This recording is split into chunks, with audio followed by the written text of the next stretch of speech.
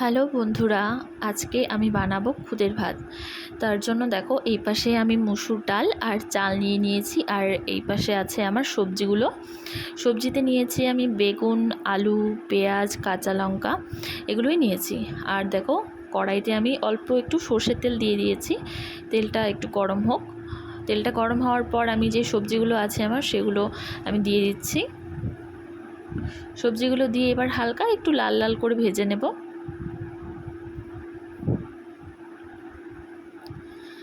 ভেজে নেওয়ার পর তারপর আমি চাল আর ডাল যেটা আছে সেটা আমি দিয়ে দিলাম। তারপর এর মধ্যে আমি একটু নুন দিয়ে দেব।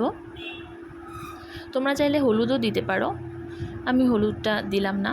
ভাতটা একটু সাদা হলেই ভালো লাগে, হলুদও দিই আমি, তবে আজকে দিলাম না। দেখো, নুন দিয়ে দিলাম। এবার এটাকে একটু নেড়ে এর মধ্যে জল দিয়ে দিয়েছি আমি।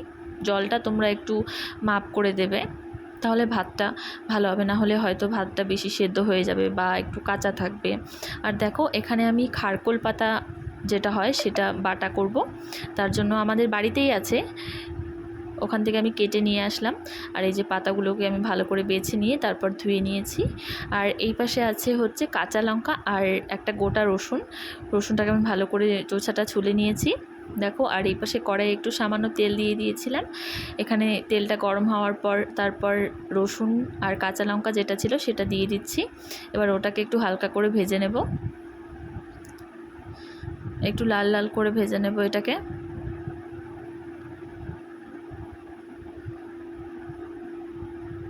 আর তারপর আমি ভাজা হয়ে গেলে এর মধ্যে আমি দিয়ে দিচ্ছি খারকোল পাতাটা। পাতাটা দেওয়ার পর এবার আমি নুন দিয়ে দেব। আর এই সময় আমি গ্যাসের আঁচটাকে একটু কমিয়ে দিচ্ছি, যাতে পাতাটা ভালো করে একটু সেদ্ধ হয়, নাহলে পাতাটা একটু কাঁচা কাঁচা থাকবে। এই যে দেখো, একটু নুন দিয়ে দিলাম।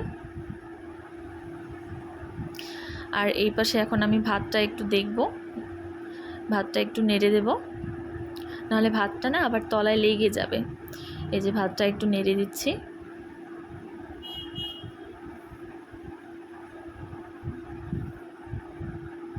আর দেখো, আমার পাতাটা কিন্তু ভালো করে ভাজা হয়ে গেছে। আর এটা আমি এখন শিলনোড়ায় বাটবো, তোমরা চাইলে মিক্সিতেও করতে পারো, তবে আমি শিলনোড়ায় করলাম। আর এই যে দেখো, বাটা হয়ে গেছে আমার। আর এই পাশে একটু ধনেপাতা আমি কেটে রেখে দিয়েছিলাম, ভাতে একটু ধনেপাতা দিয়ে দিচ্ছি, তাহলে সেন্টটা খুব ভালো আসে ধনেপাতার। আমার কাছে তো খুব ভালো লাগে ধনেপাতার সেন্টটা। এই যে দেখো, একটু ধনেপাতা দিয়ে দিয়েছি।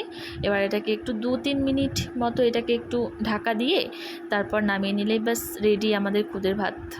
দেখো, এই যে বাটা আর সাথে খুদের ভাত।